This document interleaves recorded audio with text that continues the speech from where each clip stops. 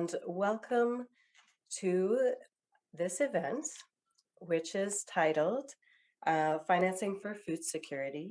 It's an event focused on drawing out the experience of smallholder farmers and their vision for how we can join the global effort to end hunger. I want to thank you very much for joining us today. My name is Marie Clark. I'm the Vice President of Global Programs at Women for Women International and have served on the steering committee of the Global Agriculture and Food Security Program, the GASP, which is hosting this event today, alongside the German Federal Ministry of Economic Cooperation and Development and the UK Foreign Commonwealth and Development Office, the West African Farmers Association, the Network of Peasant Organizations for Agriculture and Producers in West Africa, and the Asian Farmers Association. So welcome everyone today to this event. I would like for us to begin with some opening remarks, but first some housekeeping. We won't have time in this event for questions and answers, but you can be following the event on the Twitter, the handle @GASPFund, and the hashtags food systems and hashtag invest farm to fork. And you can put conversations or comments into the live chat at any time during this event. We are recording this event, and this will be available to everyone on the Global Agriculture and Food Security Program, GAFSP website, after the event is over. We also have simultaneous translation. So if you go to the bottom of your screen, as the introductory slides were showing, you should see something that looks like a world. If you click on that, you can click on your language of choice to participate and the simultaneous translation. I think that's about it for our housekeeping. And so what I would like to begin is with a very warm welcome to Mr. Dirk Schatzsnyder, who is not only the chair of the Global Agriculture and Food Security Program Steering Committee, but he is also the Assistant Director General for Food, Rural Development, Africa Natural Resources at the German Federal Ministry for Economic Cooperation and Development. So I want to give a very warm welcome. Dirk, it's wonderful to see you, and I look forward to hearing your opening remarks. Thank you very much, Marie.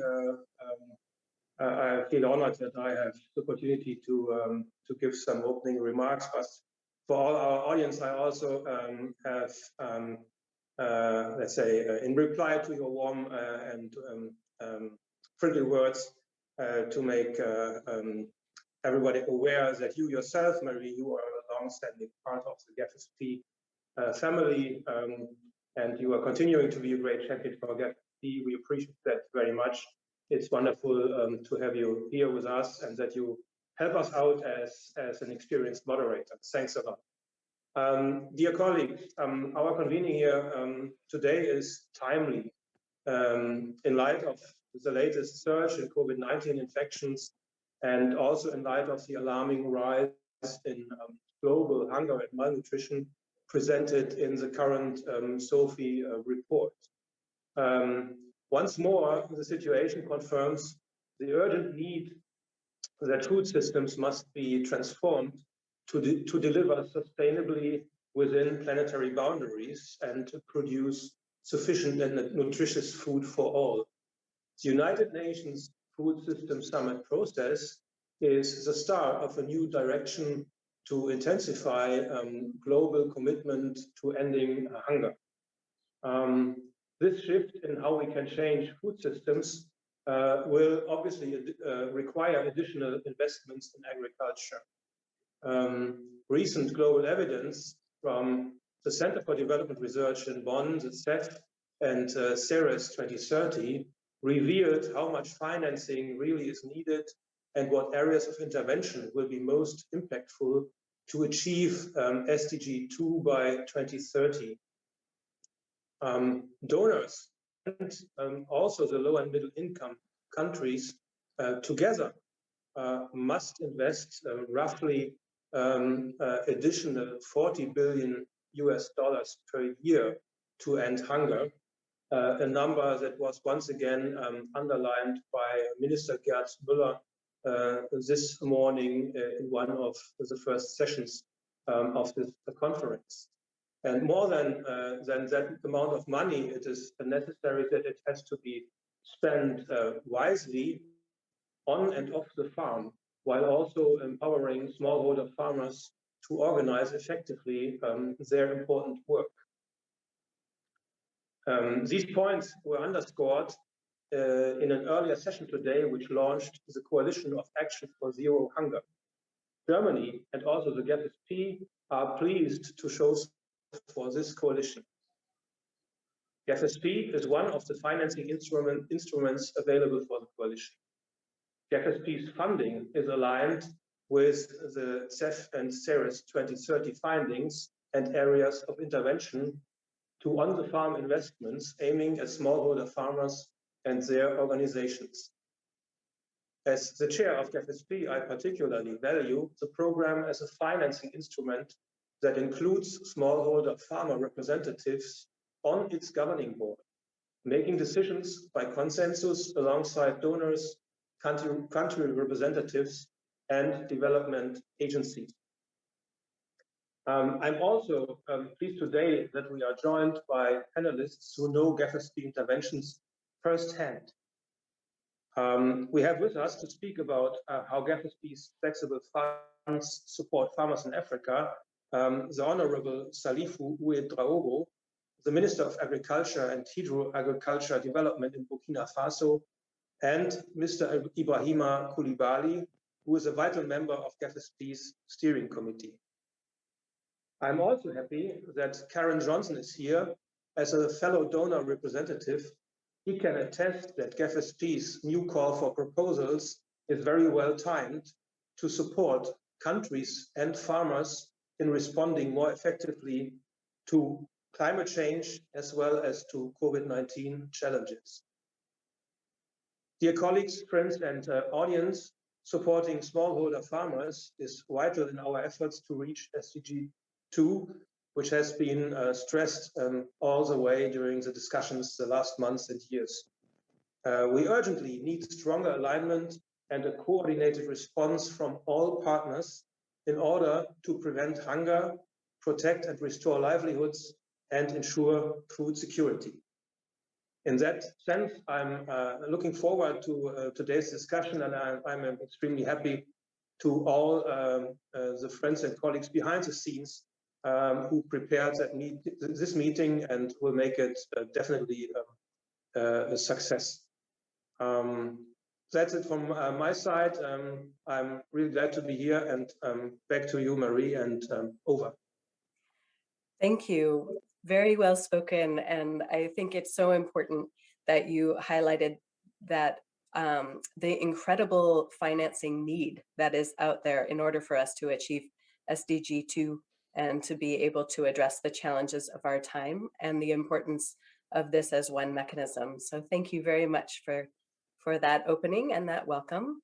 I'd like for us to move now, before we get into our panel conversation, to be able to have the opportunity to view a video that has been developed by the Food and Agriculture Organization, FAO, alongside the GASP and the Asian Farmers Association. It's a film that gives the examples of how farmers have organized to be resilient and support one another in the context of COVID-19. So if I could ask our technical support to launch the video.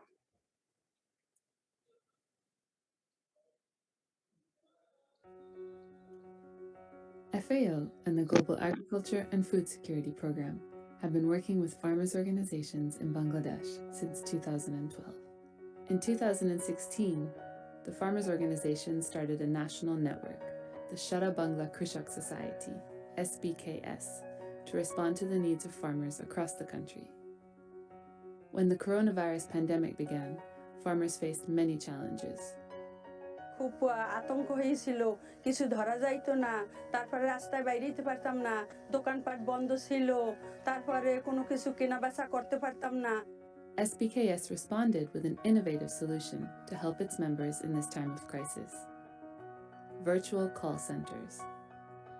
Here is how the call centers work. A VCC operator serves as the focal point for day-to-day farming business needs. They have all the farmers' details and the phone numbers of actors along the entire value chain. Instead of going to the market in person to sell goods or purchase supplies, such as fertilizer or seeds, farmers call their VCC operator to request what they need. The centers have a rickshaw van driver who can safely deliver supplies and pick up produce. পাইকারের সাথে কথা বলি যে ভাই আপনার কয় KG মাছ লাগবে কিংবা ওই যে সবজি লাউ মিষ্টি কুমড়া এগুলো কয় কেজি লাগবে, ওরা আবার ওইভাবে অর্ডার করে, আমি আবার ওই ভ্যানওয়ালাকে লিস্ট করে দিয়ে ওদের কাছে পৌঁছে দেই, ওরা আবার ওই দামটা ভ্যানওয়ালার কাছে পাঠাই দেয়, আমি আবার ওই আমাদের যারা সবজি দিছে তাদের কাছে দিয়ে দেই। The VCCs have created many new jobs and are an important way for farmers to get information, share advice, and stay connected during the pandemic. SBKS has established more than 50 virtual call centers around the country.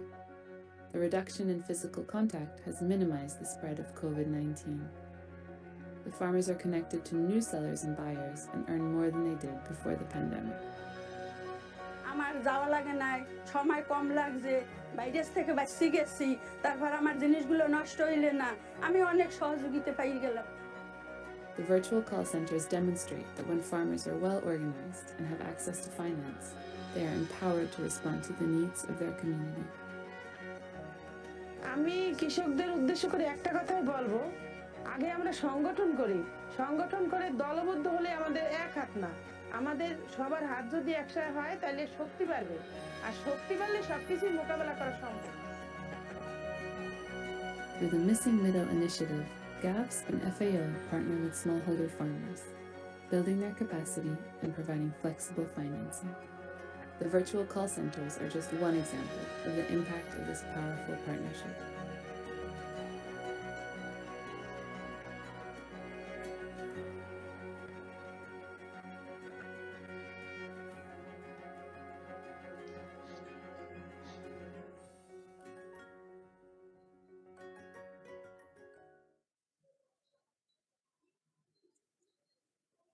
Thank you.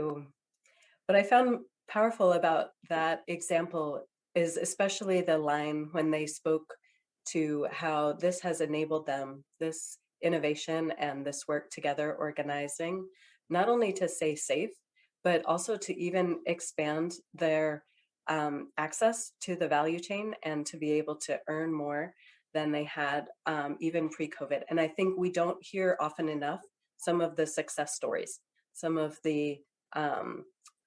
innovations and abilities to rise above our global challenge.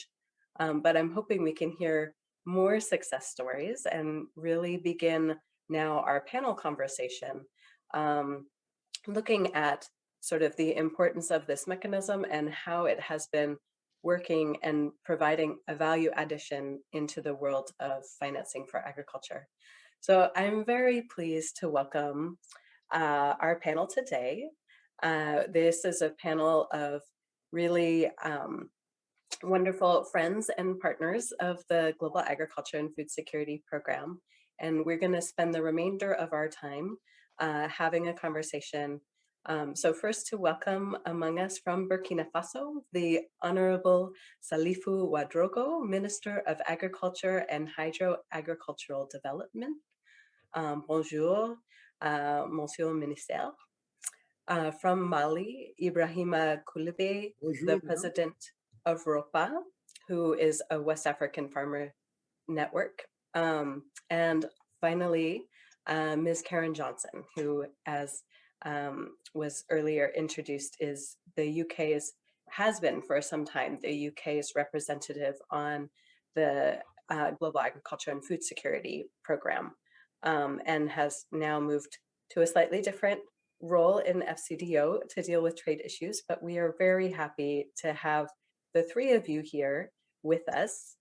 And I would love to begin by opening with a question to all three of you, perhaps starting with Monsieur Ministère from Burkina Faso, but then moving to Ibrahima Kulabi and to Karen Johnson.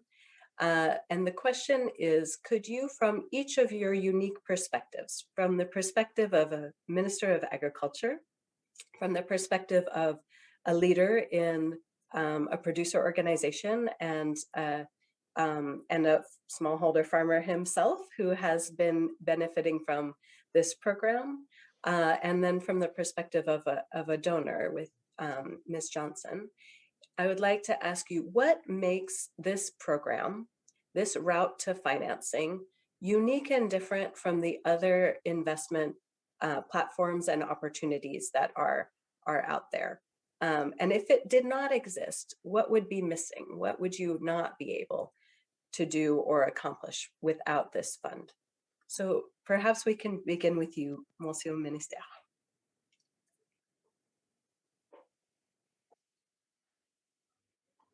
Mesdames et messieurs, Ladies and gentlemen,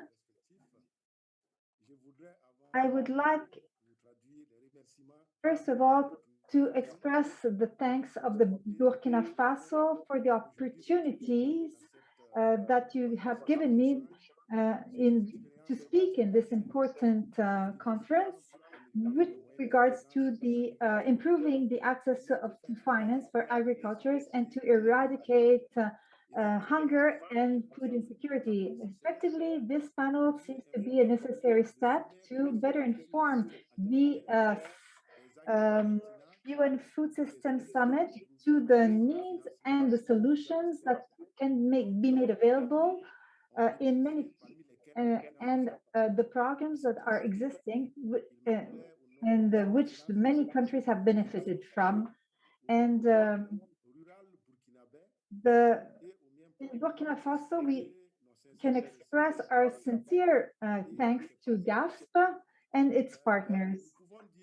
We can say that there was an impact on the resilience of small farmers. As a matter of fact, Burkina Faso benefited from two financing from GAFSP for a total amount of $60 million under the shape of grants in the period of 2014-21. The first grant was an additional grant for the project for improving productivity and food security during the period of 2014-19 for an amount of $35 million. This financing allowed us to sustain and support the different actors, and specifically the small agriculture farmers, and in the entire value chain for a total of 236,000 small farmers. 31% were women, and over 50% were youth. They all benefited from GAFS financing. And for the vegetable production, the financing allowed to implement and valorize the production of rice. 14% of the actual surface that is being exploited by Burkina Faso. This is an important project, especially for with regards to climate change, and it allows us to reinforce the resilience. It also allowed us to support these producers with access to entries like 60,000 tons of seeds and 36,000 tons of fertilizers, which allows us to improve yields by 41%. These interventions dealt also with land management for more than 60,000 hectares of sites that were so these interventions were extremely useful to help recover the fertility of soils and fight droughts. The first grant from GAFS allowed us to promote different systems, resilient systems, that and we built stock houses to reinforce the stocking capacity. And the action allowed us to avoid the waste of 18,000 tons of cereals and to access to credits amounting to about 1,005 billion dollars that profited to small producers. So we improved the commerce of the production by creating 300 cooperatives in order to promote the sale of grains. And they earned a higher income, improving their income by $10,000. The effects were the social inclusion and the availability of cereals throughout the year on the market, and the improving access to products. As far as first breeding is concerned, GAFSP supported 3,500 small poultry breeders and 1,700 cattle breeders, and of which 39% were beneficiaries were women, and 29% were youth, which are the most vulnerable people. And we improved our milk production in terms of quality and quantity, and our capacity to process milk as well in order to support school feeding programs. And we also developed fish farming and implemented 250 fish farms and many other things. I want to say that beyond the results, which have been substantial, you have to agree with me that the GAFSP financing allowed us to reinforce the resilience of our agricultural industry, especially the most vulnerable ones. And these financing were terminated in November 2019, but contributed to supply response to the problems of the country, which are ensure food security for all the people of Burkina Faso. We want a population that is inclusive and resilient, and we want to reduce vulnerabilities, create employment for the young and the women in rural areas. As far as the GAFSP financing is concerned, the second financing that we are expecting is concerns an agriculture and food security project, and it is about to start. It will most likely consolidate and upgrade the current financing activities in order to protect the most vulnerables. But unfortunately, the national context in Burkina Faso has been deteriorating since 2018 due to the security crisis, which has aggravated the food security situation. So the COVID has COVID, climate change are concerns, and it is necessary that we can invest in order to allow our country to achieve security. So I want to thank the GAFSP and say that these experiences allow us to achieve sustainable food systems, and we are preparing for the UN Food System Summit, and we thank you for all your help. Thank you for that. And I would like to get back in just a few minutes, actually, to this question of the role that financing for agriculture can play in fragile and conflict-affected places and in facing the challenges that you were just speaking to. But before we go into that conversation, I would love to turn to you, Ibrahima Coulibaly, and ask you if you could speak from the perspective of Ropa, from the perspective of a farmer himself, about the impact of this fund and financing mechanism, and especially what makes it unique, what makes it different than other forms of financing that that ROPA has experienced. Merci beaucoup, Marie. Thank you very much, Mary. I'd like to start by welcoming my colleague, Minister Ouedraogo. I haven't seen him in a while because of COVID. Ce que le GAFSP a apporté, de mon point de vue, de plus important, c'est un certain. To me, I think the GASP has offered us some balance of power. And everything the minister has said about the GASP results are true. I will go to Burkina Faso to see the results of the collaboration generated by GASP.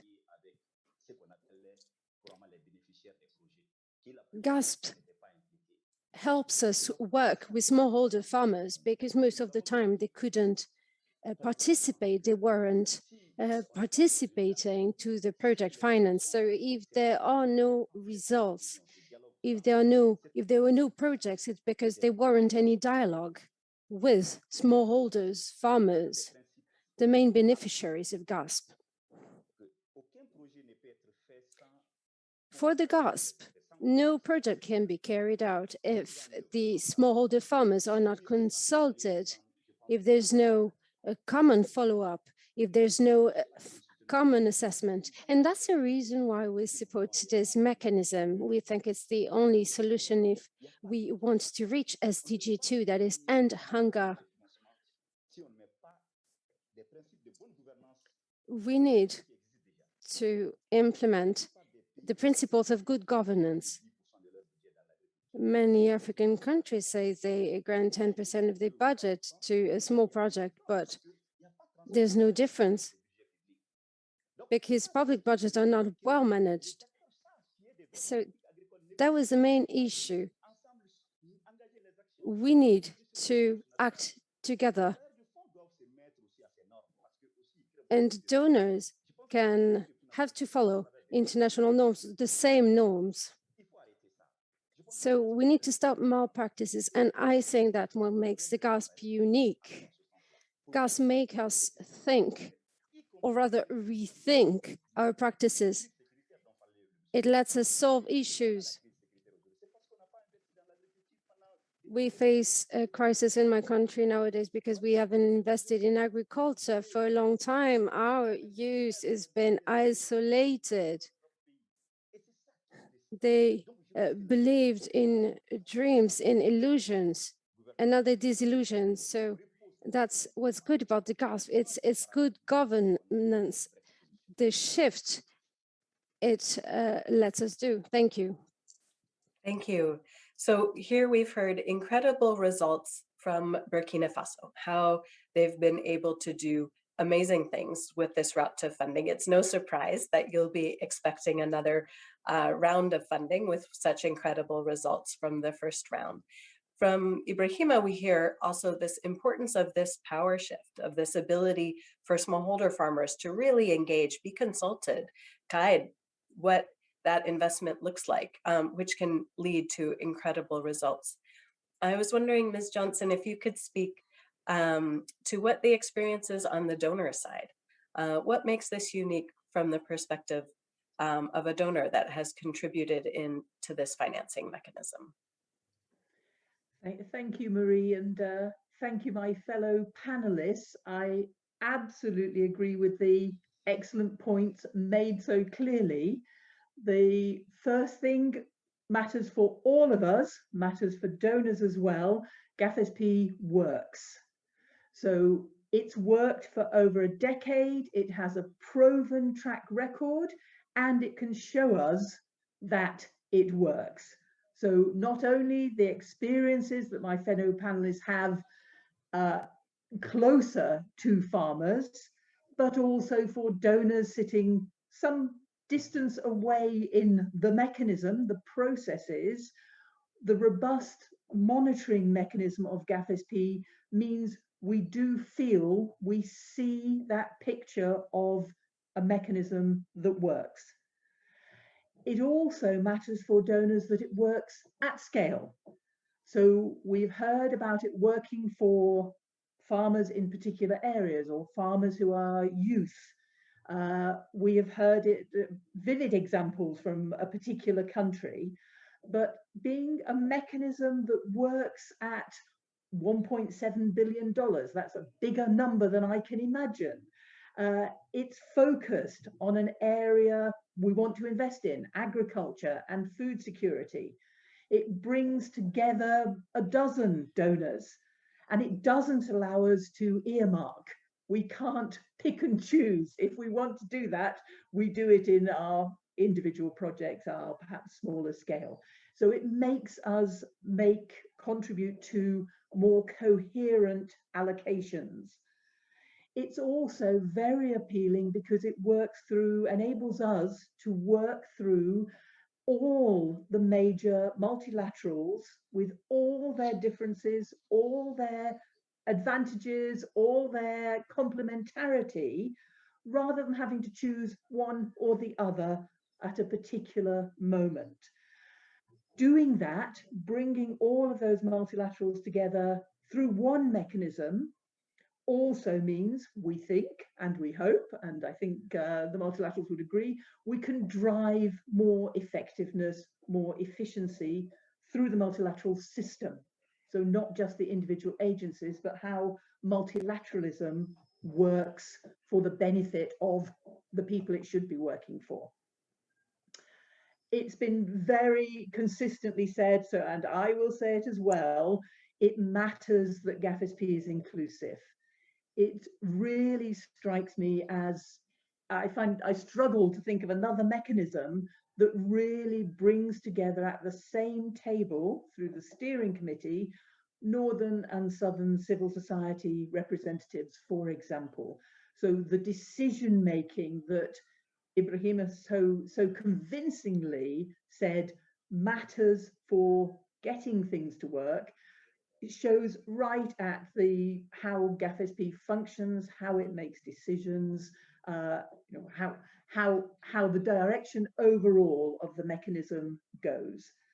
And then, not to speak for too long, GAFSP also reaches where it matters. So it reaches a vast range of the poorest and most vulnerable countries across many regions. It reaches government decision makers and policy makers. It reaches private sector actors. And of course, what we're here to talk about today, it reaches smallholder farmers through their representative organizations.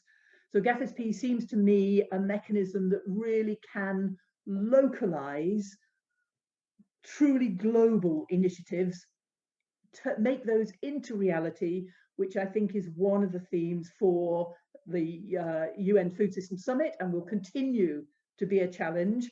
But GAFSP is a convincing and effective mechanism. Thank you. Thank you. And you make such an important point when you speak to the tendency when we see food insecurity rise or when we see challenges on the horizon that could threaten agriculture, the perhaps human nature is to think we need to create a new mechanism. And what I hear from you all is that we don't need to reinvent the wheel. We have within the GASP an inclusive mechanism, inclusive of all of the different multilateral players, inclusive at the level of the farmers, that it's not only large farmers, also smallholder farmers, inclusive within that body of smallholder farmers of women and young people. And the fact that it is working, has been working, is such an important message, I think, at this point as we face growing challenges. And one of those challenges, I would like to go back to something that the ministers spoke about in the very beginning, and Ibrahima touched on this as well, which is the challenge of conflict and fragility, which threatens to undermine food security and deepen poverty in a growing number of countries right now. I'm especially familiar with this in my current role with Women for Women International, since we work exclusively with ultra poor women in fragile and conflict affected places, in some of the most dangerous places to be a woman and places that increasingly become very dangerous to farm. But I understand that you both have had some real experience in how investment in agriculture can help provide resilience, and reach important constituencies, even within the context of rising insecurity. So perhaps we can again start with you, Minister Wadrugo, if you could speak a little bit to how you have been able to leverage agriculture, particularly in your context, and especially how you have reached young people.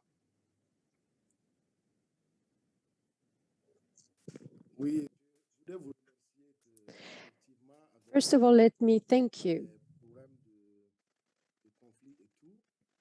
It is true that there are conflicts and that populations are being displaced because of these conflicts.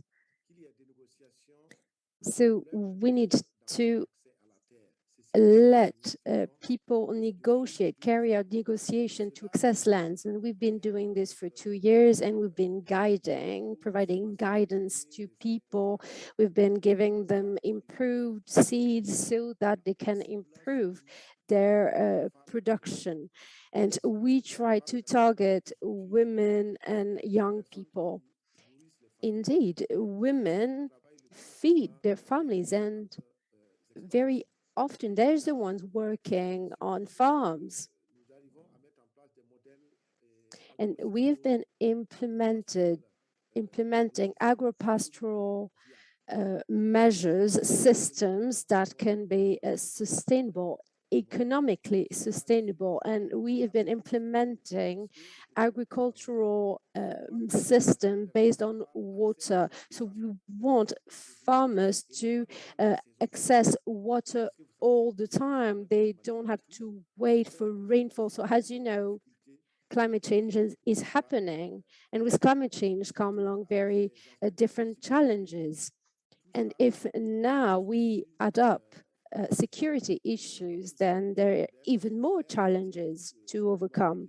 So we have been implementing different systems so that farmers can access underground water thanks to irrigation system. So we use drip irrigation, and farmers can ensure they have a harvest, they produce food, so they can produce vegetables, they do fish farming. So we implement such systems, and we call it the Fund for Agricultural Development. This is a financing window which grants women access to finance in an easy way. The interest rate is 5%.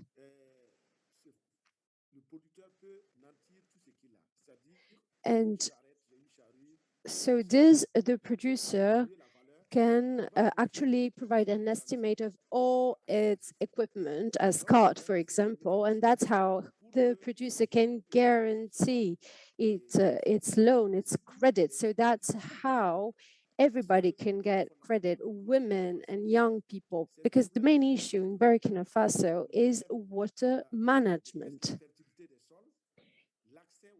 Diminished fertility in soils, bad seeds and fertilizers, and we need to help them work and cultivate their land in as fast as possible, because there's always an agricultural season. So you can't choose when you're going to do the harvest. You need to react fast. So what we do is that we work with cooperatives and we help them use equipment, farming equipment. So for example, small producers can have access to tractors, so they can work. They can harvest the lands when it's needed. And thanks to this program, smallholder farmers can keep on going, can keep on producing, because they're the ones that who are the most vulnerable here. Thank So you. we've created different systems, different models, and we use them today. Thank you. Thank you. That's really helpful. And I'd like to draw you in, Ibrahima. So these are some practical challenges that you are overcoming around water management in Burkina Faso, around accessing credit and being able to farm. But I would love, Ibrahima, for your reflections also. Sitting in Mali right now, what's the role that this investment in agriculture can play in resilience to conflict and in resilience to challenges of a changing climate and then things like this global pandemic?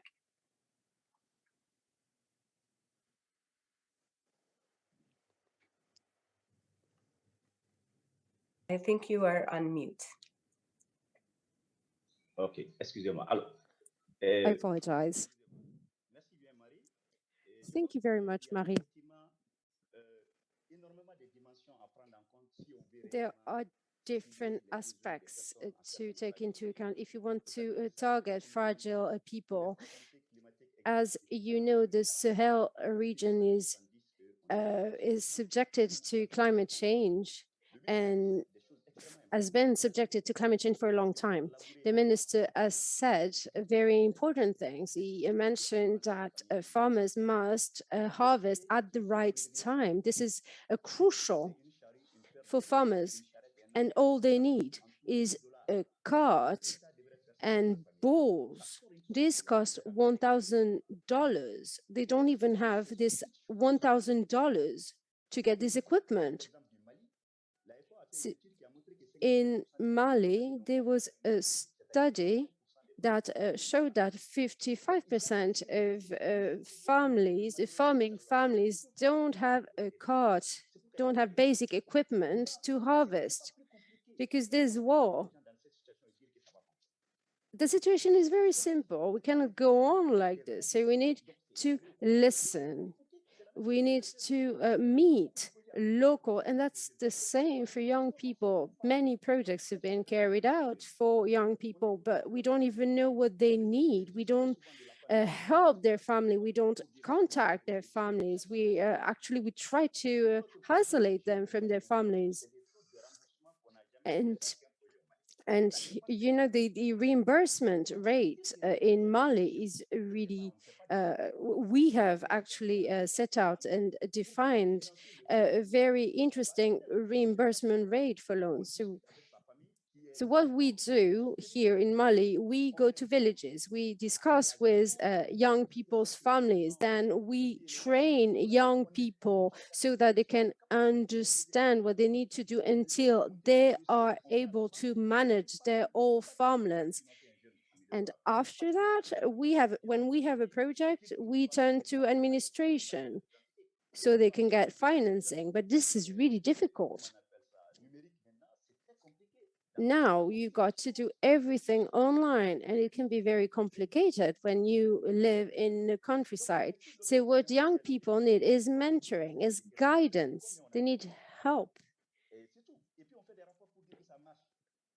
So if we want young people to work, we need to target the right young people. We need to meet their family. We need to talk to young people to find out what their needs are and to help them. So that's what you need to understand. We face a real issue. We need to change our approach, but we can solve the current issues we face in the Sahel. We could stop this war. I know we can. GASP as an educational dimension, but GASP cannot be the only tool to do that. The GASP won't actually be enough to make a shift. Each state must show their good intents, must show they have the will to change. If they don't follow on what we've started, then it won't work. So we need to turn away from the current approach. And I want people to understand, I'm not here to criticize anybody, but we face issues. We face issues in Sahel. We face issues in Mali. I live 200 kilometers from Bamako. The state isn't there. Millions of young people don't have anything to do. The only thing they can do is try to fight against the government. They're being isolated, but they're here. We can solve the issue of hunger, of malnutrition. We can do it. Look at Burkina Faso, who's been doing miracles with little help. There's been a micro dam. There's been miracles have been done as from water management. There's some areas don't have water, and some investment has been made and has been successful. So that's how we will end hunger, malnutrition, and insecurity. Because if we want to solve the issue of war in Sahel, that's what we can do. Thank you. Thank you. And your comments bring me back to Karen's point about inclusivity and about how important it is for there to be a mechanism and investments that really bring all of the actors together. And Ibrahim, the minister, really, you spoke to how that investment at the government level, when a government is really committed to agriculture and to solving the challenges and the important role that farmers bring into this mechanism, as well as their ability to really enact practical and engaged mechanisms for farmers to learn, to bring younger people into farming, to enable young people to build those livelihoods, which as in itself an effort that helps reduce conflict and engage productivity. I really appreciated as you were speaking about the intersections between the challenges around a changing climate and access to water and issues of infertility and conflict, and how mutually reinforcing an investment can be in tackling each of these pieces. And I think the region, the West African region, was really highlighted, but I imagine, Karen, that from your perch at the UK and looking globally at all of the challenges worldwide, that you could offer sort of a bigger picture global perspective on how targeted investments that bring together all these inclusive actors can help build mutually reinforcing results. I don't know if you'd like to say a couple of words. Unfortunately, our time is running away with us. We started a little late, so we'll conclude a little bit late, but I would love to give you a last word. Thank you, and I will try to be brief, but I think it is clear we live in a constantly changing world. So we've mentioned COVID. We know there are very big challenges to be resolved, with many, many solutions needed for conflict, for example. One of the things about GAFSP is I have seen its own ability as a mechanism, as a part of this, its own ability to innovate. So the theme of today's discussion, for example, shows GAFSP starting off by piloting a very small sample of programs through this mechanism, through this big mechanism, reaching directly to producer organizations. That's now part of GAFSP's mainstream design. So the call for proposals that's live at the moment provides channels of funding that can be accessed by governments, and under the same umbrella, channels of funding available to be competitively accessed by producer organizations. That's a startling combination from where I sit. It is difficult to see those actors brought together under one umbrella, but it is convincing. The argument that each of those actors needs to be talking to each other and to others is very, very clear. And then just very briefly, Marie, so we're not running out of time, on climate change. Climate change has been one of the 3 cross-cutting themes, together with gender and with nutrition, from the get-go. So from you know, for the last decade. But GAFSP is really doing more on climate change. I'm always talking about measuring. I'm a donor, but you know the way that GAFSP measures whether it's working on climate change, not only on the resilience, the adapting of how farmers farm and sell and reach markets, but also reducing greenhouse gas emissions. So we know from a recent study that overall GAFSP's portfolio reduces greenhouse gases. We know that about 2/3 of the portfolio has climate co-benefits. We know that it is that combination that Ibrahima referred to of investment, so equipment, for example, but you know the things money is needed for, but also knowledge, the capacity building of young people, of others, all of those things being part of GAFSP and part of the way the mechanism continues to adapt. I would give you specific examples, but actually I think people could look on the website. There are really good examples of particular programs. I'd love to talk more about different countries, but time is against us. Thanks. Unfortunately, time is never our friend in these, but this is really just the beginning of a conversation and a beginning session in what will hopefully be a really exciting summit. And I think that we can continue to carry on these conversations. I saw in the chat not only some questions, but also some reaching out already to engage directly with our panelists. But I would love to encourage this conversation to continue beyond this event and really appreciate everyone who has participated and who organized the event. Really appreciate you, Karen and Dirk from BMZ and UK FCDO as organizers of this from the donor perspective.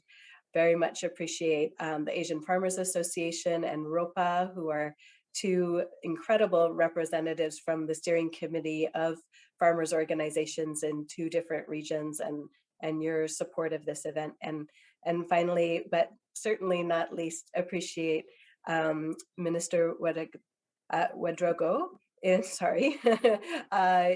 your participation and in giving us the example from the experience of a government that has been putting incredible miracles into place with this financing and this fund. So thank you everyone who has organized. Thank you for those of you who have participated. This session was recorded, and so it will be available to everyone on the GASP website, where you can read more about the incredible projects that are being funded through this mechanism, learn more about all of the stakeholders that sit together on the steering committee that make this an inclusive body, and be inspired by those success stories. So thank you again, everybody, for your participation. I very much appreciate it and look forward to the continued conversation. Thank you and goodbye.